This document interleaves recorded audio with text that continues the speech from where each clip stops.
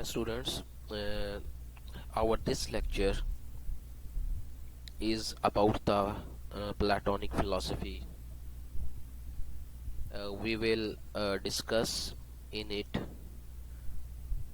different ideas or different concepts that are associated to the Plato and Platonic philosophies. Plato presented different types of theories, and he has a great influence on the philosophical tradition. Let's we move on to the introduction of the philosopher, a brief introduction of the Plato. Plato is the most influential philosopher of all times.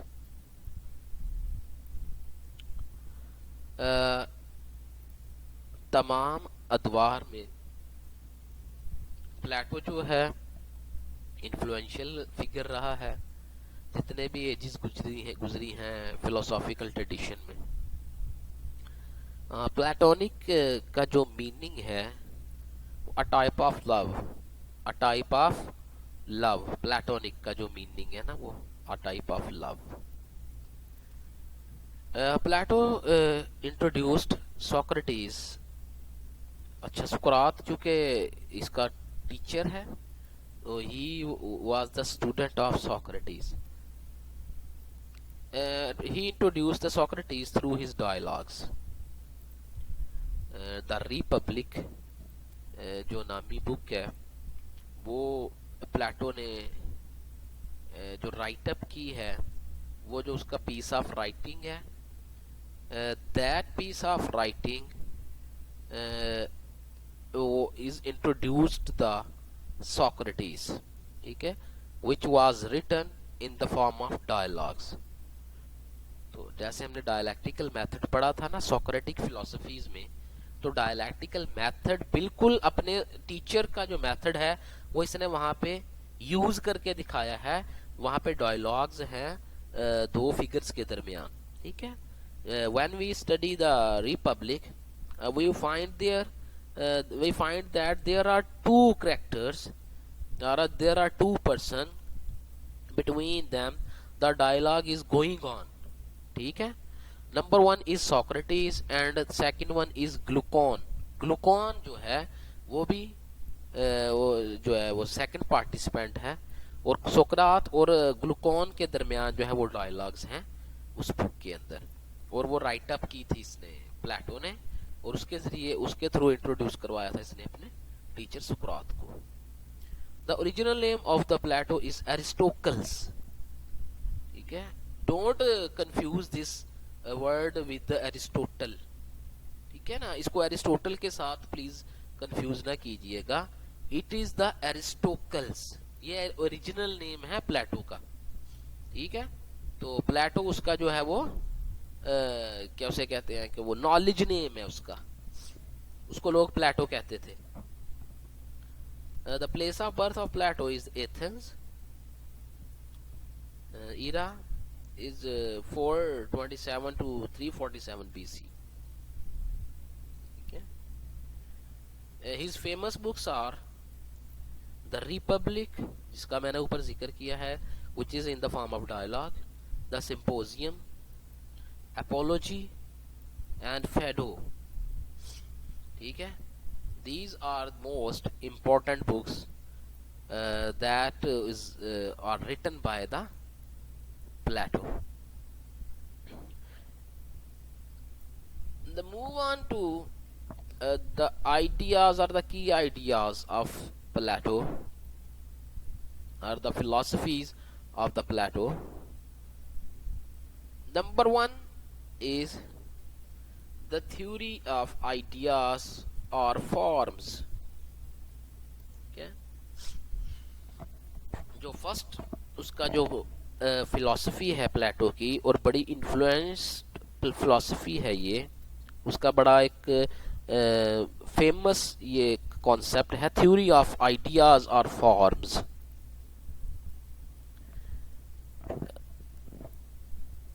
Theory of ideas और forms का मतलब ये है, प्लेटो ये कहता था कि जो आइडियाज है ना वो क्रिएटेड बाय गॉड।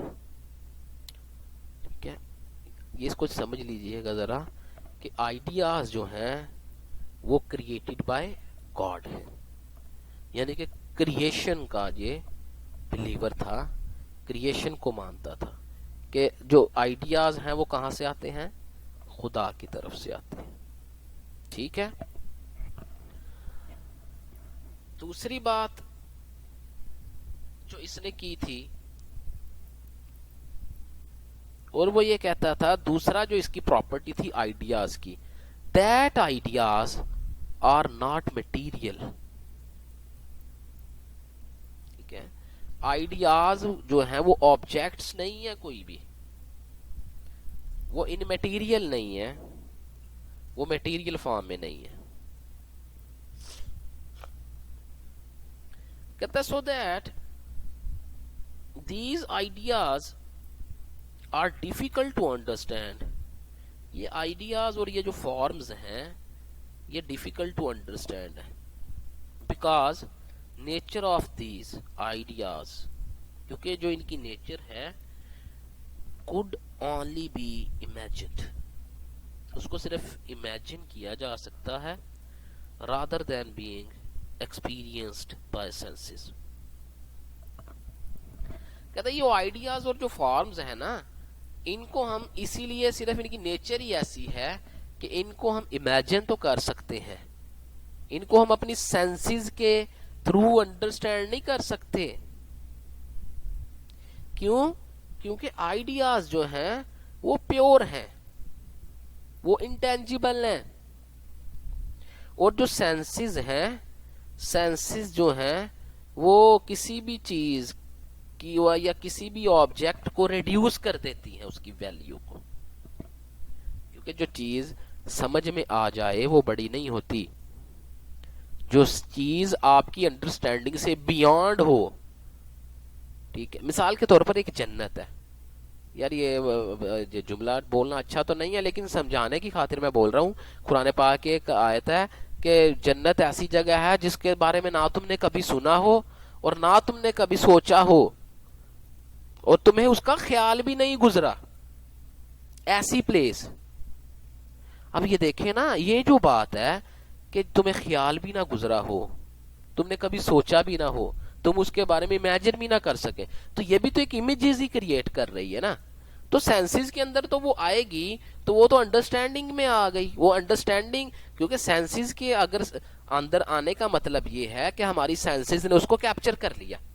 तो जो चीज कैप्चर हो जाए वो छोटी हो जाती है, चीज का बड़ा होना, उसका बिगर होना जो है वो उसके क्वालिटी ये है, उसकी कंडीशन ये है कि वो बियॉन्ड सेंसेस हो। ठीक है ना, तो आइडियाज जो हैं वो इसलिए बड़े हैं, वो फॉर्म्स जो हैं वो इसलिए जो है वो बड़ी चीजें हैं क्योंकि वो बियॉन्ड सेंसेस हैं, वो जस्ट इमेजिन किया जा सकता है, उनको 5 सेंसेस के जरिए अंडरस्टैंडिंग में नहीं कैप्चर किया जा सकता। अंडरस्टैंडिंग का मतलब होता है किसी चीज को अपने माइंड के अंदर जब्त कर लेना, उसको कैप्चर कर लेना। अंडरस्टैंडिंग का मतलब यह है ना कि चीज बाहर से आपके जहन में चली जाए थ्रू सेंसेस, तो वो अंडरस्टैंड हो गई। तो ideas are impossible to understand क्योंकि ये अपने आप में बहुत बड़ी चीजें हैं। तो प्लेटो ये क्या कहता है? प्लेटो कहता है, अब देखें प्लेटो की मैं फिलोसॉफिकल पोजीशंस आपको यहां पे डिस्क्राइब करता हूं। Ideas are not only real object, ठीक है, ये तो यहां पे इसने बात कर दी ऑन्टोलॉजिकल पोजीशन, ये है कि ideas are not only real object. Ontological position है ये आइडियाज के अकॉर्डिंगली प्लेटो की। ऑन्टोलॉजी हमने पढ़ चुके हैं अपनी ब्रांचेस ऑफ फिलोसफी के अंदर, तो you can get understanding from that slides for the understanding of ontology. What is the ontology? तो मैं यहाँ पे ये बताऊंगा नहीं, वो वहां पे आपसे देख सकते हैं, उसको सुन सकते हैं। तो ideas are not only the real object, ये उसकी ऑन्टोलॉजिकल पोजीशन है यहाँ पे प्लेटो की, कि आइडियल जो आइडिया है वो रियल ऑब्जेक्ट नहीं है सिर्फ, but are the authentically objects of knowledge, बल्कि वो ऑथेंटिकली ऑब्जेक्ट्स ऑफ नॉलेज है। ये देखा ना आगे उसने कहा एपिस्टेमोलॉजिकली स्पीकिंग, वो बात कर रहा है यहाँ पे, वो यानी कि वो ऑब्जेक्ट्स ऑफ नॉलेज तो हैं, वो रियल ऑब्जेक्ट नहीं है सिर्फ, बल्कि ऑब्जेक्ट्स ऑफ नॉलेज है ऑथेंटिकली। यानी कि रियल ऑब्जेक्ट का मतलब यह है कि उनकी कोई शेप नहीं है वाजे, वो फॉर्मलेस हैं, वो कलरलेस हैं, वो इंटेंजिबल है, लेकिन हैं वो जरूर, ठीक है ना, प्रेजेंस और एग्जिस्टेंस उनकी है, लेकिन वो फॉर्मलेस हैं। जैसे हम कहते हैं ना कि खुदा है, वो कैसा है, कैसा दिखता है, ठीक है, इसको कोई नहीं जानता, ठीक है ना। अगर वो दिख जाए, अगर वो जगह में आ जाए, मेरे जहन में समा जाए, तो वो तो खुदा ही ना हो। तो यही बात बिल्कुल प्लेटो यहाँ पे कर रहा है कि रियल ऑब्जेक्ट नहीं है सिर्फ, बल्कि हकीकत में तो हैं वो आइडियाज, लेकिन क्या हैं, ऑथेंटिकली ऑब्जेक्ट्स ऑफ नॉलेज, एपिस्टेमोलॉजिकली उसकी पोजीशन है। अब वो कहता है कि वो उनसे हम नॉलेज जो है वो ओरिजिन है, वो ओरिजिन ऑफ नॉलेज है हमारे लिए आइडियाज, ऑथेंटिकली वो रियल ऑब्जेक्ट नहीं है सिर्फ, वजूद तो है उनका, लेकिन हमें नहीं पता वो कैसे हैं। इन एथिक्स एंड पॉलिटिक्स, पहले उसने ऑन्टोलॉजी की बात की, फिर उसने एपिस्टेमोलॉजी की बात की, अब उसने एथिक्स और पॉलिटिक्स की बात। वो कहता है एथिक्स और पॉलिटिक्स के अंदर रह के अगर बात की जाए आइडियाज और फॉर्म्स की, these are the foundations of right behaviour. तो आइडियाज और फॉर्म्स जो हैं ये एथिक्स और पॉलिटिक्स के अंदर क्या है, सही रवैये की बुनियादें हैं, foundation of right behaviour. Anthropologically speaking, अगर एंथ्रोपोलॉजिकली बात करें तो demonstrate the immortality of the soul, कि आइडिया जो है वो किसको रिप्रेजेंट करता है, इमॉर्टैलिटी ऑफ द सोल, इंसानी रूह की गैर फानी होने को। क्यों? फॉर एग्जाम्पल, मैं इसकी एग्जाम्पल आपको दे सकता हूं। वो कहता है कि एक ये दुनिया है जिसमें हम लिव कर रहे हैं, और ये सारी की सारी ऑब्जर्वेबल है, सारी की सारी मटेरियल है, टेंजिबल है, ठीक है, यहाँ पे चीज़ें हमें नज़र आती हैं हमारे सेंसेस के थ्रू, हम इसकी अंडरस्टैंडिंग गेन करते हैं। एक जो वर्ल्ड है वो इससे बियॉन्ड है, वो इंटेलिजिबल है, ठीक है, वो नॉन मटेरियल है, और वो एक्चुअल है, और वो रियल है। हमारी जो ये वाली दुनिया है, मटीरियलिस्टिक जो वर्ल्ड है, ये उसकी नकल है जो पिछले जो दुनिया है। इससे बियॉन्ड जो वर्ड है हमारी, वर्ड उसका क्या है, रिफ्लेक्शन है, ठीक है ना। और वो जो वर्ड आइडिया ऑफ वर्ड, जो वर्ड ऑफ आइडिया वो है, और वर्ड ऑफ जो मटेरियल है वो ये है। ये समझ आ रही है ना, आगे वो बताएगा इसको अपने ये ऑन्टोलॉजिकल डुअलिज्म के अंदर इसकी बात कर रहा है वो। इतनी बात आपको समझ आ गई हो तो फॉर एग्जाम्पल इसकी एग्जाम्पल मैं दे देता हूँ जो मोस्ट ऑफ द टाइम दी जाती है, कि एक बंदा एक चेयर बनाता है। वो कहता है चेयर का कॉन्सेप्ट उसको कहाँ से आया। बेसिकली चेयर का जो एक हकीकी जो कुर्सी है, ठीक है ना, वो मौजूद है इस दुनिया से परे की दुनिया में, ठीक है, इससे ऊपर वाली दुनिया में हकीकी कुर्सी मौजूद है। तो इंसान ने क्या किया, जो ह्यूमन बीइंग है वो उस कुर्सी की नकल इमिटेट करके उसने उसको मेकअप किया है। जो हकीकी कुर्सी आइडिया में थी वो उसने नकल करके उसने रियल एक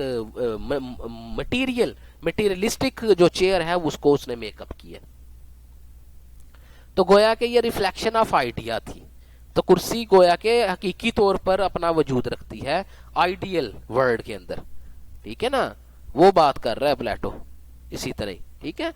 तो ये आई होप कि you are understanding this point. Ontological dualism, ontological dualism का मतलब ये है कि टू टाइप्स ऑफ वर्ल्ड्स, ये पोजीशन है ना प्लेटो की। प्लेटो ये कह रहा है कि मेरे नजदीक दुनिया, दो दुनिया वजूद जो है दो किस्म की दुनिया का है, मौजूद है।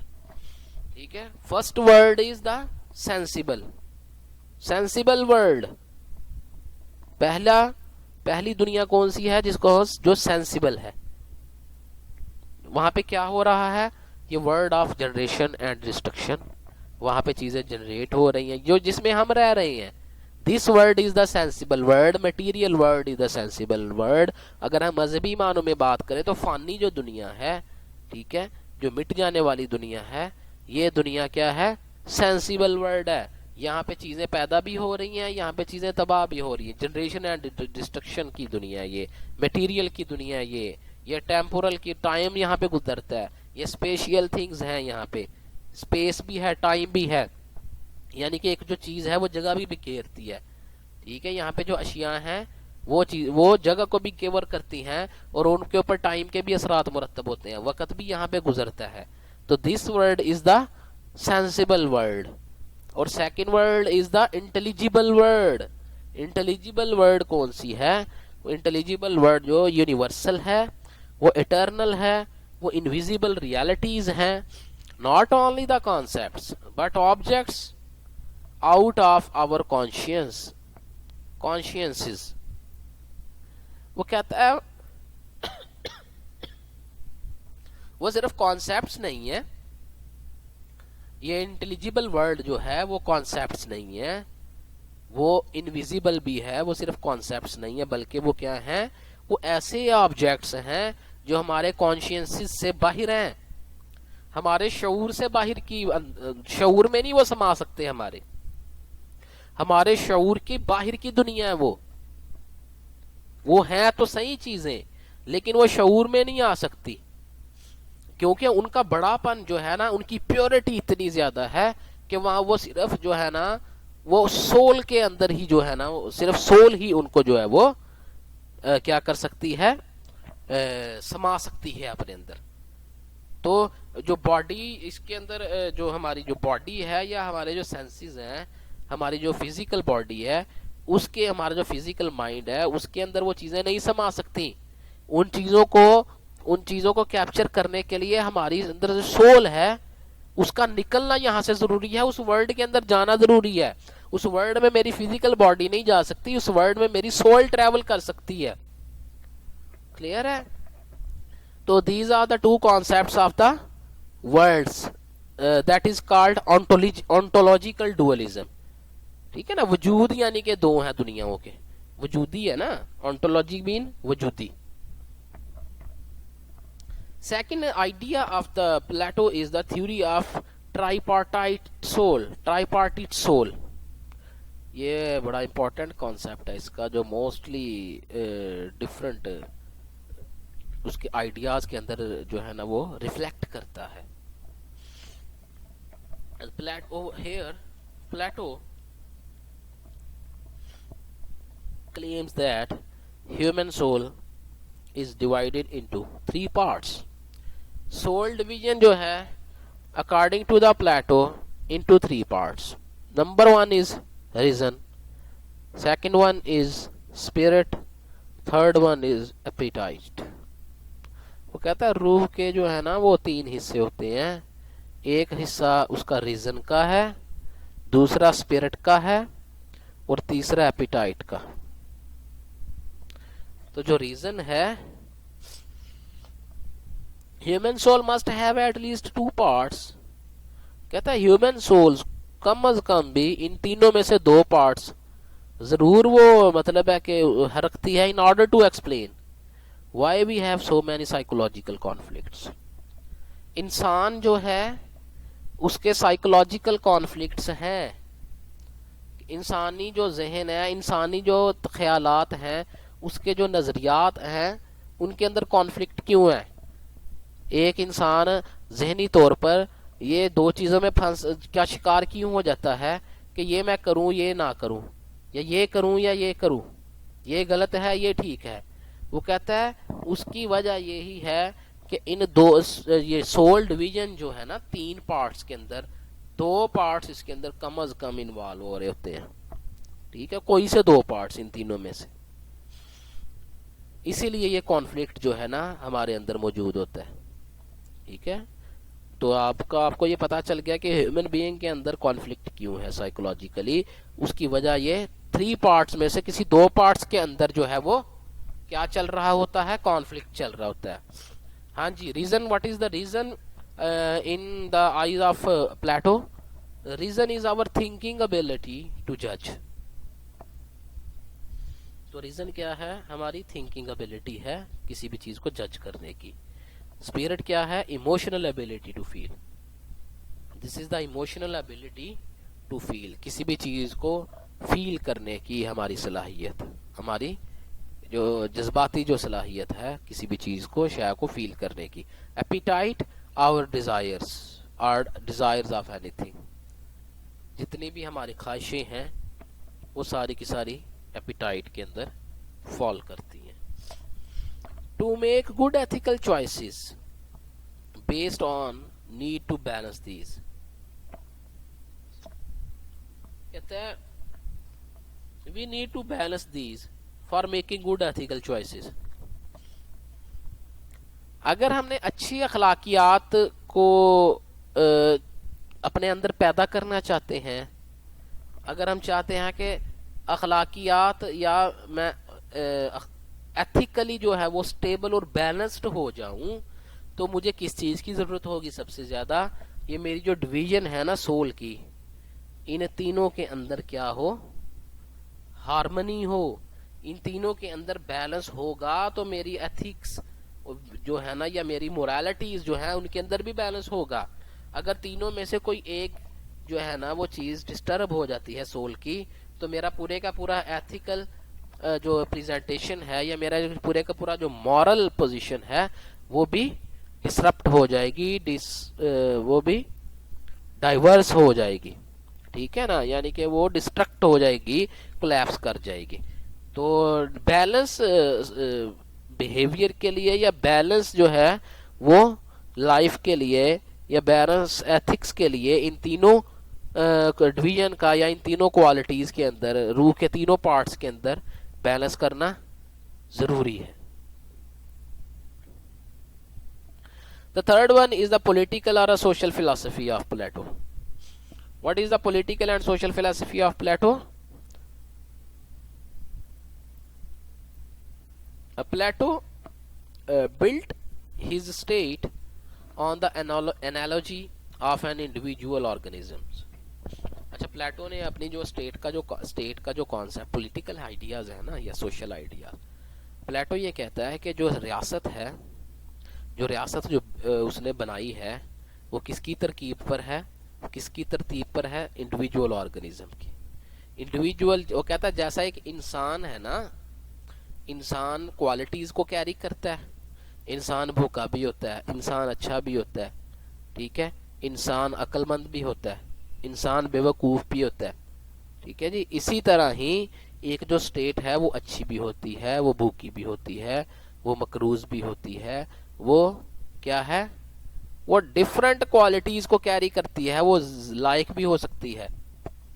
तो ये जो कॉन्सेप्ट है ना स्टेट का, इसने इंडिविजुअल ऑर्गेनिज्म की तरतीब पर जो है ना ये बिल्ड किया।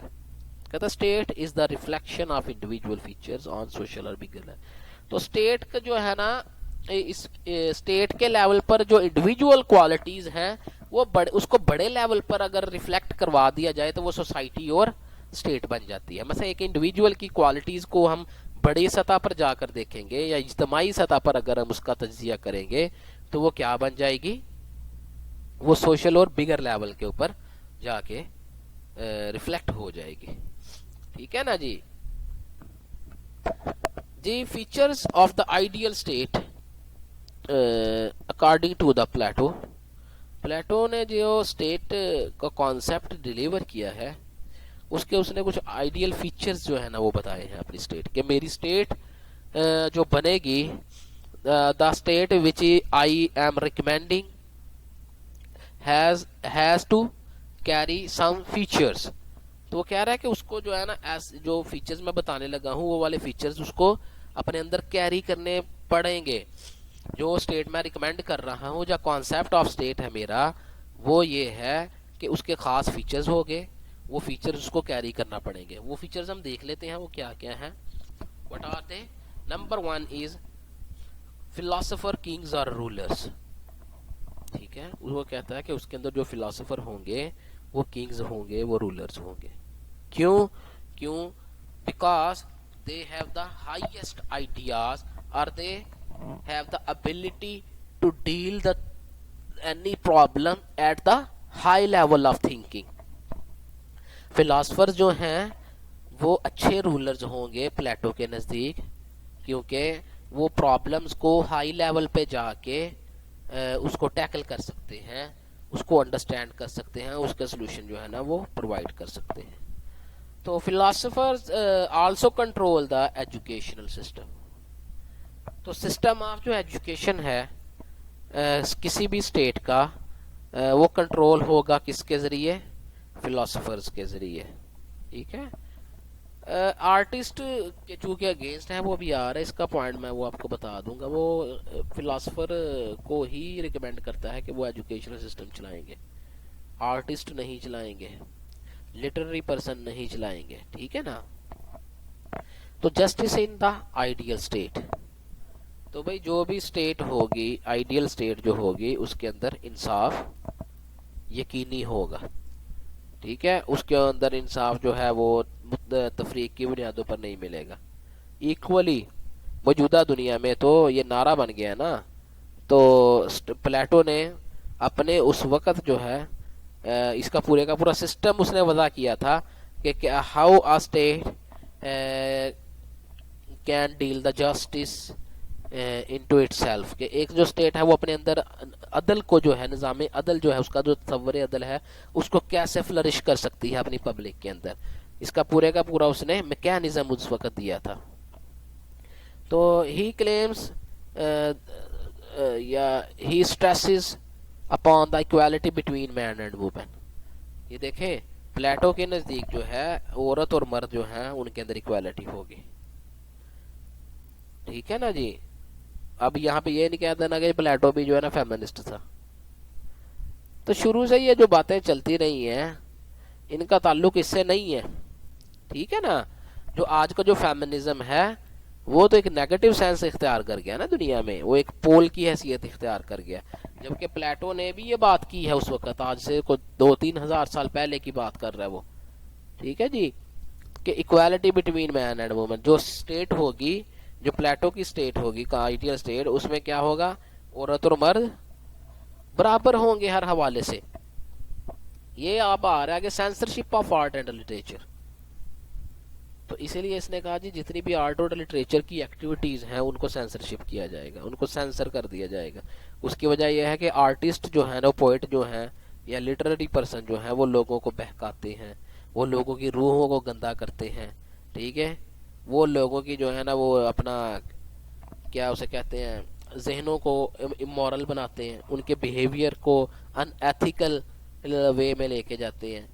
ठीक है, और कोई भी फ़ायदा नहीं देते रियासत को, वॉरियर्स को कोई फ़ायदा नहीं देते, नाइट्स को कोई बेनिफिट नहीं देते। ठीक है, ऐसे ही बस उल्टी सीधी जो है ना ये बकवासियात करते रहते हैं। ये कहना था इसका प्लेटो का।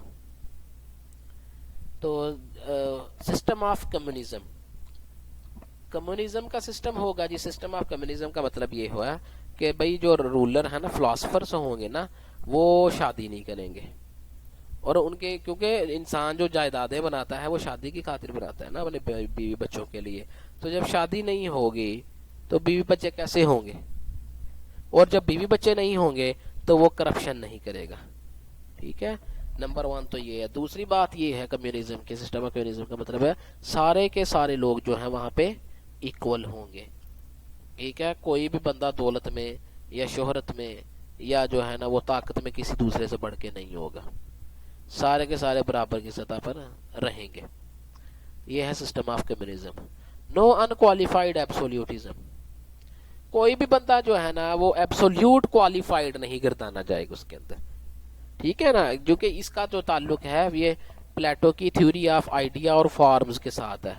वो कहता है कि आइडियाज को कोई बंदा जैसे कैप्चर नहीं ना कर सकता, इसी तरह ही एब्सोल्यूट क्वालिफाइड बंदा कोई भी नहीं हो सकता, ठीक है। वो बस वहाँ अच्छा होने की तरफ तो वो गामजन रहेंगे पूरी जिंदगी, लेकिन एब्सोल्यूट गुडनेस जो है ना वो कभी भी गेन नहीं कर पाएंगे उसके अंदर। तो हम ये नहीं कोई भी बंदा उस स्टेट में क्लेम करेगा कि मैंने एब्सोल्यूट जो नॉलेज है ना वो उसको गेन कर लिया।